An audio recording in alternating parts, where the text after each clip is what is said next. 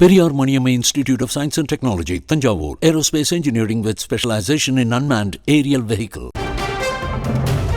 வளர்ச்சியடைந்த மாநிலங்கள்தான் வளர்ச்சியடைந்த இந்தியாவை உருவாக்கும். நித்தி ஆயோக் கூட்டத்தில் பிரதமர் மோடி பேச்சு. நித்தி ஆயோக் கூட்டத்திலிருந்து மேற்கு வங்க முதல்வர் மம்தா பானர்ஜி வெளிநடப்பு. 5 நிமிடம் மட்டுமே பேச அனுமதிக்கப்பட்டதாக குற்றச்சாட்டு. பேசும்போது மைக் அணைக்கப்பட்டதாக மம்தா கூறுவது முற்றிலும் தவறானது, துரதிருஷ்டவசமானது. அனைத்து முதல்வர்களுக்கும் பேசுவதற்கு உரிய நேரம் வழங்கப்பட்டதாக நிதியமைச்சர் நிர்மலா சீதாராமன் தகவல். நித்தி ஆயோக் கூட்டத்தில் பாரபட்சம் காட்டப்படுவதாக முதலமைச்சர் மம்தா பானர்ஜி குற்றம் சாட்டிய விவகாரம். மத்திய அரசுக்கு முதலமைச்சர் ஸ்டாலின் கண்டனம். ஒரு மாநில முதலமைச்சரை இப்படித்தான் நடத்துவீர்களா என்றும் விமர்சனம். மோடி ஆட்சி மிக விரைவில் வீழ்த்தப்படும். மத்திய அரசு ஆட்சி அதிகார போதையில் தடுமாறக்கூடாது. திமுக பொருளாளர் TR பாலு MP கண்டனம். தமிழகத்திற்கு 5 ஆண்டுகளில் காங்கிரஸ் கூட்டணி அரசு வழங்கியதை விட ரயில்வே துறைக்கு மட்டும் 624% அதிக நிதி ஒதுக்கப்பட்டுள்ளது.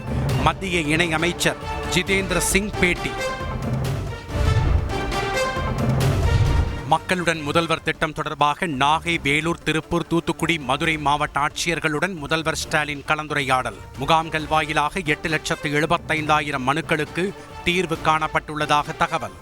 இன்னைக்கு தேதி வரைக்கும் 19 முகாம் முடிஞ்சிருக்குங்க. 13/9 அன்னைக்கு கடைசி கேம்ப் நடத்துறோம். இந்த முகாமுக்கு எப்படி வரவேற்புலாம் எப்படி இருக்கு? மக்கள்கிட்ட என்ன ரெஸ்பான்ஸ்? அதிக அளவில் வரவேற்பு வந்திருக்கு. மக்களிடம் பெறப்படும் மனுக்களுக்கு உடனுக்குடன் தீர்வு காண வேண்டும். அதிகாரிகளுக்கு முதலமைச்சர் ஸ்டாலின் அறிவுறுத்தல். மாபெரும் ஆர்ப்பாட்டத்தை திமுக நடத்தியுள்ளது. மத்திய அரசின் நிதி ஒதுக்கீட்டில் மாற்றாந்தாய் மனப்பான்மை தொடர்ந்தால் மக்கள் போராட்டமாக மாறிவிடும் என்றும் அமைச்சர் உதயநிதி பதிவு. மத்திய அரசுக்கு எதிரான திமுகவின் ஆர்ப்பாட்டம் மக்களை ஏமாற்றும் நாடகம். அதிமுக முன்னாள் அமைச்சர் செல்லூர் ராஜு பேட்டி. வரும்போது பார்த்தேன் ஆர்ப்பாட்டம் பண்ணுறாங்க, ஒரு ஆளுங்கட்சி ஆர்ப்பாட்டம் பண்ணுறாங்க. இதெல்லாம் மக்களை ஏமாற்றுறதுக்கு ஒரு நாடகம்தான். ஒகேனக்கல் காவிரி ஆற்றில் நீர்வரத்து 1,32,000 கன அடியாக உயர்வு. கரையோர மக்களுக்கு வெள்ள அபாய எச்சரிக்கை. மேட்டூர் அணையின் நீர்மட்டம் 101.70 அடியாக உயர்வு.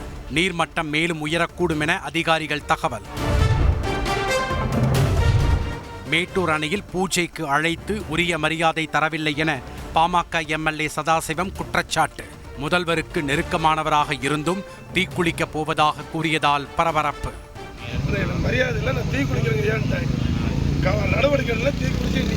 தியாகம் பண்ணுன்னு ஐயா சொல்லிட்டாரு. அதனால நம்ம தீக்குளிக்கிற சட்டமன்ற உறுப்பினர் இந்தியாவில் முதல்ல. ஆம்ஸ்ட்ராங் கொலை வழக்கில் கைது செய்யப்பட்ட வழக்கறிஞர்கள் மீது நடவடிக்கை. தமிழ்நாடு மற்றும் புதுச்சேரி பார் கவுன்சிலின் தலைவர் அமல்ராஜ் பேட்டி. பெண்கள், குழந்தைகள் பாதுகாப்புக்காக நிர்பயா நிதி திட்டத்தின் கீழ் மேற்கொள்ளப்பட்டு வரும் திட்டப்பணிகளை விரைந்து முடிக்க நடவடிக்கை. சென்னை உயர்நீதிமன்றத்தில் தமிழக அரசு தகவல். கொடைக்கானலில் உள்ள தனியார் தங்கும் விடுதிகளில் வருவாய்த்துறை, காவல்துறை அதிரடி சோதனை. கஞ்சா பொட்டலங்கள், போதை காளான் பறிமுதல். அனுமதியின்றி இயங்கிய தங்கும் விடுதிகளுக்கு சீல். ஆந்திராவில் மனைவியை சந்திக்க அரசு பேருந்தை மாமியார் வீட்டிற்கு ஓட்டிச் சென்ற நபர். பேருந்தை மடக்கி பிடித்து மாமியார் வீட்டுக்கு சென்ற மருமகனை கைது செய்த போலீசார். மகாபலிபுரம் கடற்கரையில் அடுத்த மாதம் 5,000 அரசு பள்ளி மாணவர்களை வைத்து ஹைபிரிட் செயற்கைக்கோள் விண்ணில் ஏவ திட்டம். இஸ்ரோ முன்னாள் விஞ்ஞானி மயில்சாமி அண்ணாதுரை தகவல். ரஷ்யாவிடமிருந்து வாங்கிய S-400 ஏவுகணை பாதுகாப்பு கட்டமைப்பு பரிசோதனை. 80% எதிரி விமானங்கள், ஏவுகணைகளை வானிலேயே சுட்டு தகர்த்ததாக தகவல்.